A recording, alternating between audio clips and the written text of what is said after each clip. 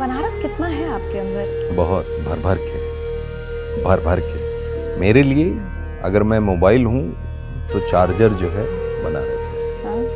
बनारस में सब गुरु हैं, चेला कोई नहीं। जमीन पे गंगा बह रही है, हवा में सार्केज्म। सही है। बनारस सांस में चलता है मेरे साथ। इतिहास इस बात का गवाह है। लोग बोलते हैं सुबह बनारस शाम अवध।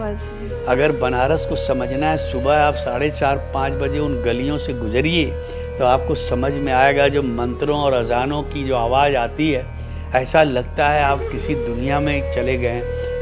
और बनारस का खाना, बनारस का नाश्ता, बनारस की मिठाइयाँ। एक तो नाम में देखो कितना बड़ा असर है। बनारस जो ईश्वर ने बना के रस को रखा है। बनारस का पानी जो है ना, मैंने पापा को बोला कि एक काम करते हैं, वहाँ से सप्लाई मंगा लेते हैं क्योंकि दाल तो वही बन रही है, लेकिन मुझे लग रहा है पानी में गड़बड़ी है। तो 10-12 लीटर घर में पानी रखा जाए कि बनारस का दाल खाने का मन करे तो वो पानी डाल। हमके बनारस में जो मजा है वो दुनिया के कोने में नहीं मजा है।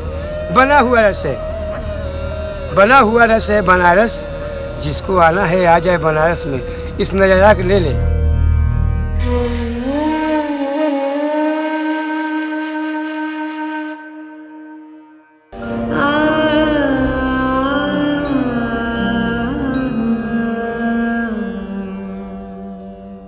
आपका शहर जिससे मुझे बहुत प्यार है, बनारस। मुझे भी बहुत प्यार है। और मजेदार बात बताऊं आपको, जब अमित सियाल जी यहाँ आए थे तो मैं कानपुर गया और मैं सब बुराई किए जा रही थी, वो कानपुर के हैं।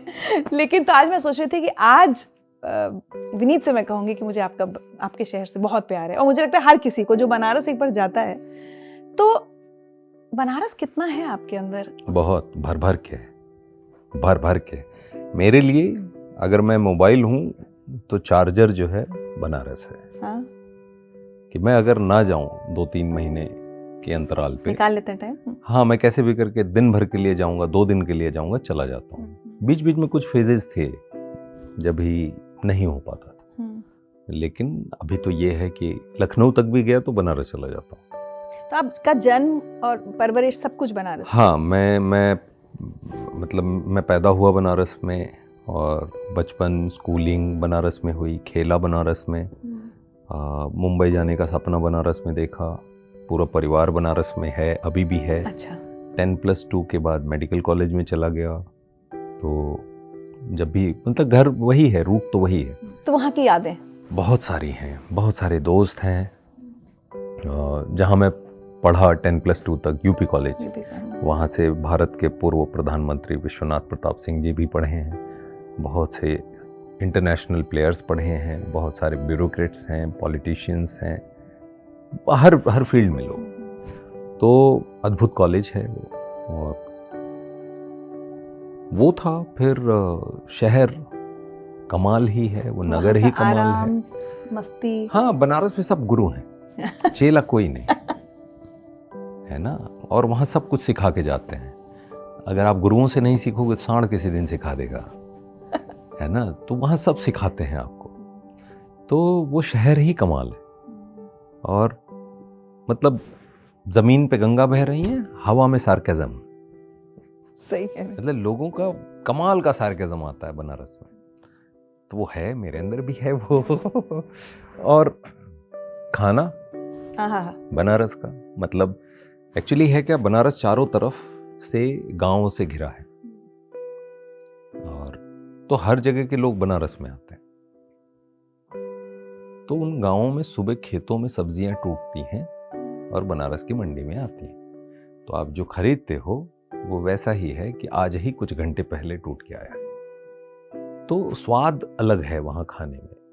मतलब आलू परवल की सब्जी हो या आलू गोभी की सब्जी हो, उसमें टेस्ट आता है। सिंपल, कुछ मत डालिए, थोड़ा सा जीरा, थोड़ा सा तेल, थोड़ा सा मसाला डाल के सादा बना दे, उसमें भी टेस्ट आता है। बनारस की लस्सी, बनारस का मलइयो, बनारस समोसा, चाट है ना, गोलगप्पा, कचौरी, मिठाइयाँ, मतलब वो स्वाद मिठाई का मुझे कहीं नहीं मिला। मुंह में पानी आ रहा है। क्या पसंद है सबसे? मालपुआ? हाँ, मालपुआ मिठाई मैं तो मतलब जाता हूँ तो छूट के खाता हूँ। हाँ एक ये निकालो, एक खीर कदम निकालो, ऐसे करके। आपकी सेहत देख के लग नहीं रहा इतनी बढ़िया नहीं, आप मेंटेन्ड है। मैं वो मेहनत करता हूँ फिर। हाँ फिर ये होता है कि खाना है आज खा लो, जी भर के खा लो, रोज रोज मत खाओ, है ना। यूपी कॉलेज का लाल पेड़ा, वो तो ऐसी बहुत सारी चीजें हैं, और सबको लेके भी जाता हूँ, चलो साथ खाने का मजा अलग। पांडेपुर में लौंगलता मिला करता था, हाँ और गरम गुलाब जामुन कुल्हड़ में, मिट्टी वाले, लकड़ी का चम्मच, मिट्टी का कुल्हड़, और उसमें 2 गरम गुलाब जामुन। अब वाकई मुंह में पानी आ रहा है। और कहीं गलती से बड़ा टुकड़ा टूटा और मुंह में डाले गरम गरम, तो मतलब ना अंदर जा पा रहा, ना बाहर आ पा रहा, ना अंदर जा पा रहा, ना बाहर। तो वो ऐसा करने वाला मैं अकेला नहीं होता, तो कई लोग होते थे। तो बहुत सारी यादें हैं खाने पान? को लेकर। पान खाते हैं पान, हाँ, बनारस गया तो कुछ तो ना कुछ पान। एक आध बार मगही हाँ। पान हाँ वहाँ का खा लेता था, और अभी भी खा लेता हूँ, और सादा पान, सो मेनी थिंग्स। गंगा से Music. क्या रिश्ता? अच्छा हाँ, चलिए पहले म्यूजिक। म्यूजिक है ना, एक से एक धुरंधर हुए हैं। मतलब आप संकट मोचन का जो फेस्टिवल महोत्सव होता है, आप बस चले जाइए, बैठिए, बस चौकी लगती है, चौकी में तखत, ऐसा कोई फैंसी स्टेज नहीं लगता। हमने देखा है दुनिया के बड़े बड़े दिग्गज, हिंदुस्तान अपने देश के, वहाँ चौकी पे आके बैठ के बजा रहे हैं और घंटों बजा रहे हैं, उनको भी कमाल का रस आता है। और ऐसा भी नहीं है कि मतलब कोई बहुत ऐसी वाली क्राउड है, कुछ नहीं, मस्त लोग हैं, लोग भरा रहता है। बनारस किसी को वीआईपी भी नहीं समझता, नहीं, वो मुझे ट्रीट लगता करता है। ही वो नहीं, treat ही वहाँ करता। वीआईपी हो को गया खींच के तुमको। नीचे ले आते हैं, हाँ। है ना। आइए पहले बराबरी में, तब समझें एक दूसरे को, वैसा रहता है वहाँ, है ना। हर जगह किसी मतलब का एटीट्यूड नहीं चलता। वो खुद ही बनारस का सब भोले बाबा की नगरी के लोग हैं, सबके अंदर एटीट्यूड है। मुझे एक है बार ना? एक रिक्शे वाले ने डांट दिया था। डांट देते ही हैं। मैंने कहा यहाँ कहीं ले चलो, और मैं अपना जीपीएस भी लगा लिया, तो वो उधर ले जा रहा है, मैंने कहा नहीं भैया इधर, तो उसने डांट दिया कि हमारे साथ चल रही हैं तो उसके साथ हम बताएंगे या फोन या आप आपका बताएंगे हमको, बंद कीजिए उसको। क्योंकि जब जीपीएस जहाँ खत्म हो जाता है, वहां से वहां के रिक्शे वाले शुरू होते हैं, तो उनको तो ना बताइए। और वो अपनत्व के साथ डांटते हैं, तो बुरा भी नहीं लगता। तो एकदम मैंने कहा ये क्या हुआ, बोला अब उसके साथ जाएंगे या हमारे साथ जाएंगे। या। मैंने कहा सॉरी भैया, बुरा लग जाता है उनको, बुरा लग जाता है। वो वहाँ है, वो बनारस और बनारसी अलग तरीके से सोचते हैं, और वो बड़े से बड़ों को खींच के नीचे ले आते हैं। उनके अंदर वो है अप्रोच ही, लोग बनारस छोड़ के जल्दी निकलते नहीं हैं। तो कई चीज़ें हैं, म्यूज़िक है, म्यूज़िक का एक पक्ष है, एक से एक साहित्यकार हुए हैं, एक से एक फिलोसफर हुए हैं। मतलब कबीरदास जी के दोहों के ऊपर आप रिसर्च करते रहिए, है ना। एक अलग नज़रिया दिया है हमेशा बनारस ने। तुलसी बिल्कुल, वहाँ रामचरितमानस लिखी गई संकट मोचन मंदिर में, और कथा के हिसाब से हनुमान जी आते थे कथा सुनने। क्या शहर है। तो क्या मतलब, आप जाइए, टटोलिए, हर सीढ़ी पे एक जो चित्रकारी है, आप तो सीढ़ी पे ऐसा पैर डाले और चढ़ के निकल गए, आपको पता ही नहीं। जिस पे आपने पैर रखा और निकल गए, जिसके बारे में आप देख नहीं पाए, जान नहीं पाए, उस सीढ़ी पे कहीं किसी कोने पे कुछ बना था। आप बस पूछ लीजिए किसी जानकार से, वो बताएगा वो क्या है, उसकी कहानियां हैं। लेकिन शहर इतना पुराना है, हर सीढ़ी पे कहानियां छुपी हुई हैं, हर गली में कहानियां छुपी हुई हैं। आपको समझ नहीं आ रहा है कि आप जिस रास्ते से जा रहे हैं, इस रास्ते से कौन कौन महापुरुष गुजरे हैं। सही बात। आप जहाँ खड़े होकर गंगा जी को देख रहे हैं, वहाँ कौन कौन सी विभूतियाँ आके गई। तो ये अपने आप में अलबेला शहर है, अध्यात्म है, और अद्भुत तरीके का अध्यात्म है वहाँ। उसमें अपनी एक मस्ती है। आपके अंदर अगर वो फ्रीक्वेंसी है तो कैच कर, तो सारी भीड़ होने के बाद भी आपको ऐसा लगेगा कि मैं सही पते पे आ गया हूँ। मुझे क्या लगता है बनारस खींचता है, एक बार जाओ फिर वो आता है, एक बार फिर बनारस है। काशी विश्वनाथ तो गंगा से आपका क्या रिश्ता है? बहुत सारा काशी विश्वनाथ, मतलब हमें लगता ही है कि हम शिव के बच्चे हैं, मान के चलते हैं हम लोग। इसलिए बड़े से बड़ा रिस्क लेने के पहले सोचता नहीं हूँ। ले लिया, मतलब जब मुक्काबाज ही मैं बोल रहा हूँ, मतलब एक बार याद किया था, आप देख लीजिए आपके तो गले में नाग है, हम तो जा रहे हैं मुक्का लड़ने, वो भी स्पंज वाले ग्लव्स के साथ, संभाल लीजिएगा ऐसा बोल के निकल लेते हैं कहीं भी। तो ऐसा लगता है कोई है जो रक्षा करता है, अदरवाइज प्रैक्टिकल कोई रीजन नहीं कि ऐसे आप बढ़ो और आप पार कर जाओ। तो जीवन में बहुत बार मैंने ये किया है, तो मुझे लगता है कि एक शक्ति है जो निकाल लेती है। मुझे नहीं मालूम वो क्या है, लेकिन जब मुड़ के देखता हूँ क्या हो सकता है, ऐसा हुआ, बट हाँ हुआ मेरे साथ। बहुत सारी ऐसी, मतलब मैंने बस ऐसा एक होता है ना, आपने किसी से बात की, मुझे नहीं हुआ, मेरा विश्वास है बस, एक वो अदृश्य शक्ति में एक विश्वास है, और उसी विश्वास को पकड़ के कोई भी चीज शुरू कर देता हूं। जल्दी शुरू नहीं करता, लेकिन शुरू किया तो एक बार याद रहो, अब आप देखो, इसके जिम्मेदार आप, डाल भी देता हूं कंधे पे, इसके जिम्मेदार आप निभा लेना। हाँ, आप जब कह ही रहे हो कि मेरी इच्छा के बिना एक पत्ता भी सृष्टि में नहीं हिलता, तो मैं पूरा 5 फीट 10 इंच का हूं, देख लेना महाराज हम लोग ईश्वर से ऐसे ही बात करते हैं। वहां शंकर भगवान के मंदिर में भी लोग जब जाते हैं तो लोग बात करते हैं, वहां पे बहुत सारे ऐसे लोग, बाबा बनल रहा, फूल उठा के फेंक के मार, ऐसे भी भक्त हैं वहां, है ना। तो नया आदमी कोई जाएगा तो बोलेगा मैं तो ऐसे कर रहा हूँ, ये कौन आया डांट वाट के गया ऐसे भी भक्त हैं, बट वो प्रेम है उनका, वो ऐसे ही हैं। तो वो है जो मुझे लगता है कोई है जो संभालता है। तो जब आप कहीं विश्वास रख देते हैं फिर हो जाता है, फिर ना आप हल्के हो जाते हैं, और फिर कुछ भी हो जाता है। ओशो कहते थे सब यहाँ सारा टेंशन यहाँ दे दो, ऐसा नहीं कि मैं कुछ कर दूंगा उसमें, लेकिन तुम्हारी खोपड़ी खाली हो जाएगी। तुम मान के चलोगे कि हो जाए, तुम मान के कोई है जो संभाल रहा है। तो ऐसे ही सोचता रहा। तो काशी विश्वनाथ के साथ तो जब भी जाता हूँ दर्शन के लिए जाता रहा, और जाके बैठ गए, अन्नपूर्णा माँ का मंदिर है, वहां जाके बैठ जाता हूँ, काल भैरव में जाके दर्शन करता हूँ, संकट मोचन जाके बैठ जाता हूँ, ना कोई कथा कर रहा है, बैठा हुआ हूँ। जब मेरा लो फेज होता था तो मैं मणिकर्णिका घाट में जाके बैठता।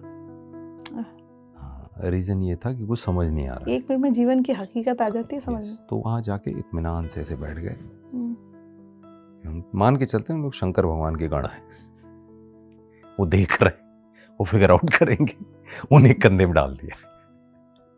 भाई उनके पास सब है ना, उनके पास मतलब नंदी बैल भी है ना, सांप भी है, तो सब साथ उनके, सब गण उनके साथ ही हैं।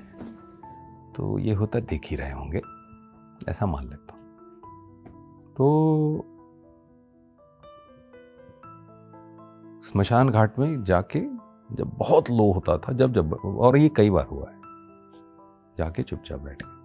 वहां आग कभी बुझती नहीं, कभी डेड बॉडीज आती रहती हैं, अंतिम संस्कार होता रहता है, आती रहती है, होता रहता है, लोग आते हैं जाते हैं, आते हैं जाते हैं। तो बैठा रहता हूँ तो राख हवा में उड़ती है, केदारनाथ कुछ मेरे ऊपर भी आती है। फिर धीरे धीरे समझ में आता है, गुरु कुछ भी कर लो, आना यही है। जब आना यही है तो जो पहली सांस इस प्लेनेट पे खींची और जो आखिरी सांस इस प्लेनेट पे छोड़ूंगा, के बीच में जो कुछ भी होगा डरने का क्यों। आपके जीवन का एक बहुत अहम पक्ष बनारस, काशी, वाराणसी, आप वहाँ पले बढ़े। थोड़ा सा आपके बचपन को समझना चाहूँगी कि आज इतने सालों की आपकी लेखनी में बनारस कहाँ है, कितना है? कहाँ नहीं है ऋचा, बनारस सांस में चलता है मेरे साथ। बनारस में मैं आज भी जब लौटता हूँ ना, तो मुझे ऐसा लगता है मेरा पुनर्जन्म हुआ है। मालूम है, इतना क्लोज मैं हूँ बनारस से। जाना होता है अब? हाँ, अभी भी जाते रहते हैं ना? अरे मुझे अभी बस चले तो मैं बम्बई छोड़ के कल बनारस में जाके सेटल हो जाऊँ। अच्छा। ये मेरी मजबूरी, हालात हैं कि मैं नहीं निकल पा रहा हूँ। वहाँ की मिट्टी में ना कुछ है, एक अजीब तरह का वाइब्रेशन है, एक अजीब तरह की खुशबू है वहाँ। जब आप अभी भी आज इतिहास इस बात का गवाह है, लोग बोलते हैं सुबह बनारस शाम अवध। अगर बनारस को समझना है, सुबह आप 4:30-5 बजे उन गलियों से गुजरिए तो आपको समझ में आएगा। जो मंत्रों और अजानों की जो आवाज़ आती है, ऐसा लगता है आप किसी दुनिया में चले गए। तो बनारस को जीना और बनारस को समझना, मेरे पिता खुद गंगा के ऊपर आज तक उससे बड़ा गाना किसी ने नहीं लिखा, मानो तो मैं गंगा माँ हूँ ना मानो तो बहता पानी। उन्होंने मेरी माँ का नाम भी गंगा रखा था प्यार से।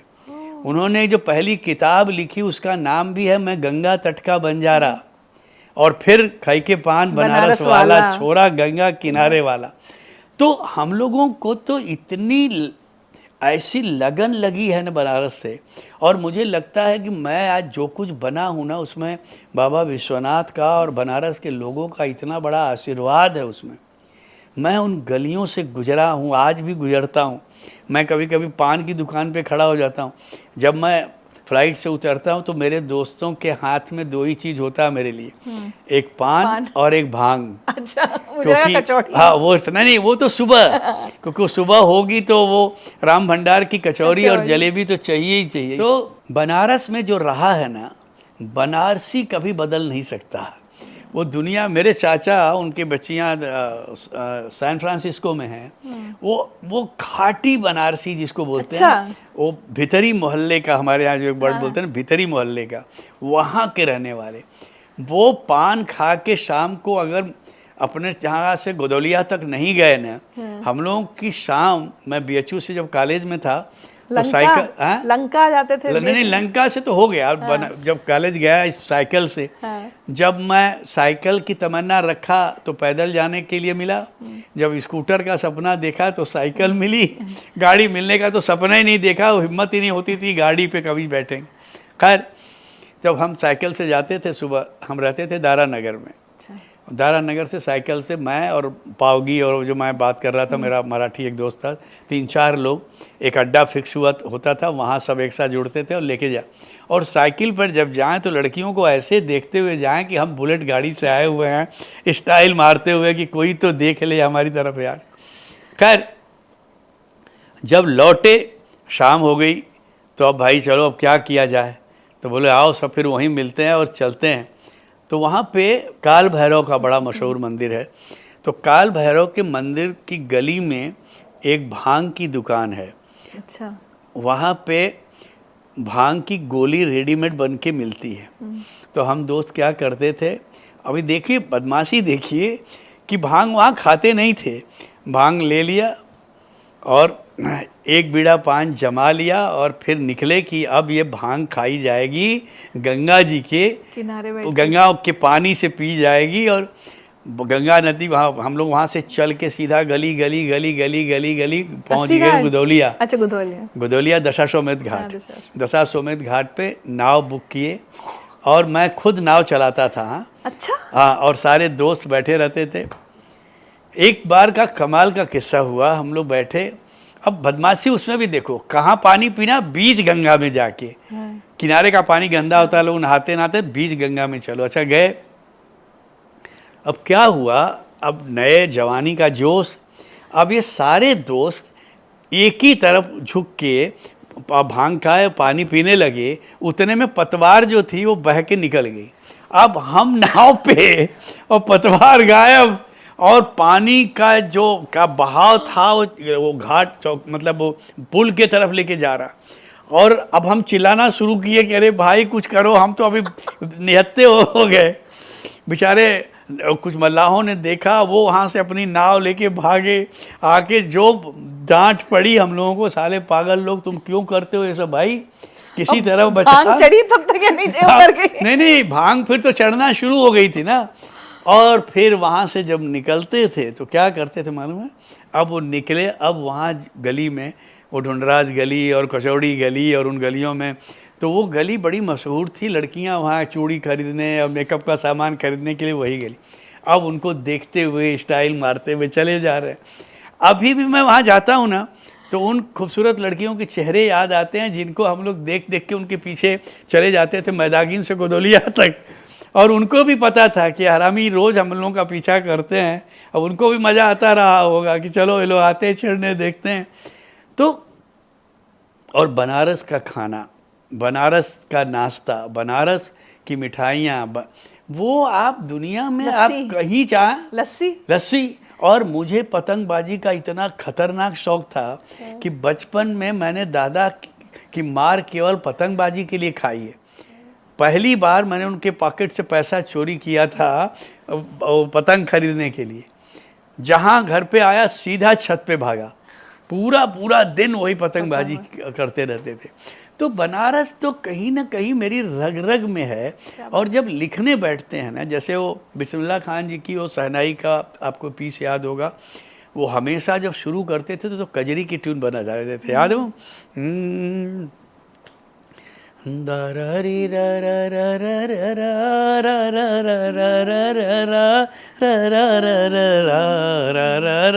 अब ये मेरे अंदर ऐसी बसी हुई थी, मैंने बोला ये तो मैं कहीं ना किसी गाने में यूज करूँगा।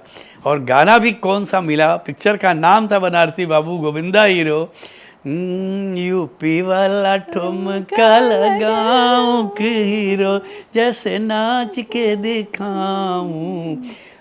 तो जब फिर एक गाना मैंने गोविंदा के लिए ही लिखा कि मैं बचपन में जब हमारे यहाँ नौटंकी वाले आते थे ना, तो हम लोग जाके नौटंकी सुनते थे बारात में, जो चौपाल पे उधर जा, तो वो गाना वो गाते थे, भोजपुरी में गाना था, जेठ की दोपहरी में पाँव जरे हो रामा पाँव जरेला, तनी तो हमके लेता कोरवा उठाए मोर मितवा। वो गाना मुझे याद है, मैं बोली कहाँ यूज करूँ। तब मैंने गोविंदा के लिए जेठ की दोपहरी में पाँव जले रामा, करिश्मा और गोविंद। तो बनारस अभी भी मैं ढूंढता हूँ कोई ऐसी सिचुएशन मिले जहाँ मैं बनारस का कोई रंग लेके आऊँ। गुरुजी, बनारस कितना बदल गया आपके बचपन से आज तक? बनारस बहुत बदल गया है, इसका दुख है। दुख इसलिए है क्योंकि वो बहुत सहज, बहुत सरल जगह था। अब वहाँ पे बड़ा कॉमर्शियल हो गया है।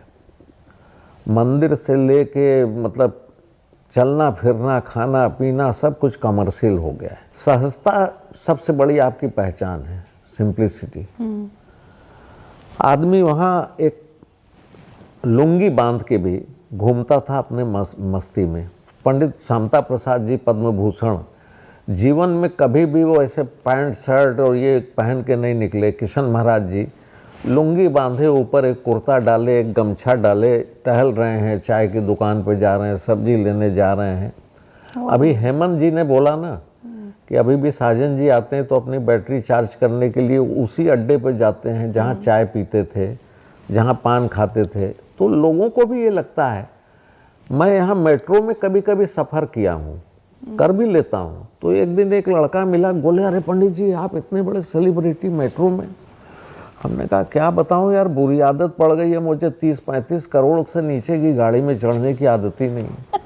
अब 30-35 करोड़ का तो बोगी होगा मेट्रो का, अब 30-35 करोड़ की गाड़ी तो मैं नहीं खरीद सकता हूँ, तो इसी में सुख प्राप्त कर रहा हूँ। जो अभी फर्क आ गया ना, वो जो एक हल्का सा लेड बैक एटीट्यूड था बनारस का, वो बहुत ज्यादा एक्टिव लाइफस्टाइल में चेंज हो गया। बनारसी भाग दौड़ करने लगा है। हाँ, युवा एक रिक्शे वाले जो हम लोग के एज ग्रुप के लोग हैं वो तो अभी भी वैसे ही है। लेकिन रिक्शे वाले से मैं बोल रहा हूँ, मैंने कहा भैया चलोगे? कहते कितना समय हुआ है? कहते मैंने कहा 1 बजा है। कहते नहीं अभी नहीं चलेंगे, 3 बजे के बाद। क्योंकि वो इंसान अपना ब्रेकफास्ट खा पी के, पान वान जमा के, लस्सी वस्सी पी के रिक्शे पे सो रहा है। कहते अब जब भूख लगेगी तब काम करूंगा। आपकी फेवरेट बनारसी डिश? वो दाल चावल। बट दाल चावल तो यूनिवर्सल हो गया, ठेठ बनारसी डिश। बनारस का पानी जो है ना, मैंने पापा को बोला कि एक काम करते हैं, वहां से सप्लाई मंगा लेते हैं। क्योंकि दाल तो वही बन रही है, लेकिन मुझे लग रहा है पानी में गड़बड़ी है। तो 10-12 लीटर घर में पानी रखा जाए कि बनारस का दाल खाने का मन करे तो वो पानी डाल। ठीक है। अगर आपको किसी को बनारस घराना डिफाइन करना हो, क्या है बनारस घराना, तो किसी जो नहीं जानता लेमैन को आप कैसे समझाएंगे?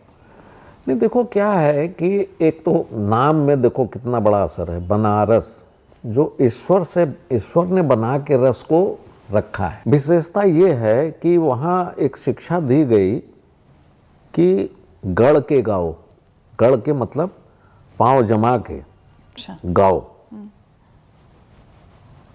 और फिर भीड़ के गाओ, लड़ के गाओ। अच्छा, तो उसका शाब्दिक क्या है? गड़ंत, लड़ंत, उड़ंत। आप थोड़ा सा गा के कुछ इसमें हमसे नहीं, अब जैसे कि जिन के मन राम बिरा, अब ये गड़ गए हैं। अब इसमें एक ताल का विलंबित, एक ताल का ठेका लग रहा है। जिन के मन राम बिरा। अब गुरु की तालीम ये है कि अगर शब्द में जिनके मन राम विराजे तो कोशिश तो करो कि उस राम को अपने हृदय में विराजने का।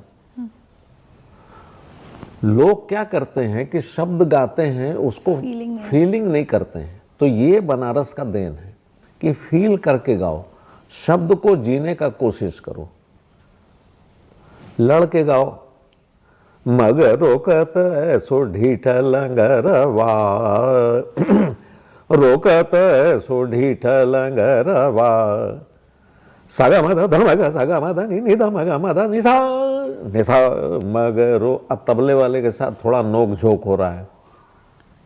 हाँ, उड़न, मग रोकत सो ढीठ लंगरवा, मग रोकत सो ढीठ ढेर, मग रोकत सो ढीठ लंग। तो इस तरीके से उसको विजन करके हम लोगों को सिखाया गया। बनारस और बनारस का सबसे बड़ी विशेषता ये थी कि चारों पट की गायकी, चारों पट की गायकी उसको बोलते हैं जहाँ जो छंद, प्रबंध, निबंध, ध्रुपद, धम्मार, ख्याल, टप्पा, ठुमरी, कजरी, गजल, भजन। मेरे तो दादा गुरु जो थे वो तो गजल, भजन, कव्वाली, बिरहा सब सीखा उन्होंने, इतना सारा। तो उसमें से हम लोगों को जो भी चीज़ें मिली, जैसे हम लोग भजन भी गाते हैं। आज से 50 साल पहले बनारस घराने को सिर्फ ठुमरी की गायकी मानी जाती थी। तो राजन जी ने एक निर्णय लिया कि हम ठुमरी नहीं गाएंगे, अच्छा, ख्याल को स्थापित करेंगे। तो 40 साल तक राजन जी और साजन मिश्रा ने कभी ठुमरी गाया ही नहीं। जब पूरे विश्व में स्थापित हो गया, हर घराने वाले मानने लगे कि नहीं बनारस घराना है, ख्याल में भी, तब अपने शौक के लिए ठुमरी भी गाने लगे।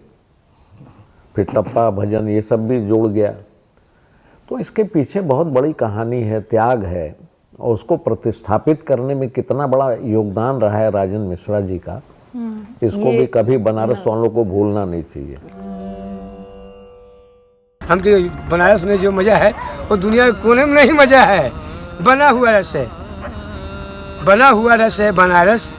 जिसको आना है आ जाए बनारस में, इस नज़ारा के ले ले, इस नज़ारा के ले ले बनारस में। सुबह है बनारस है,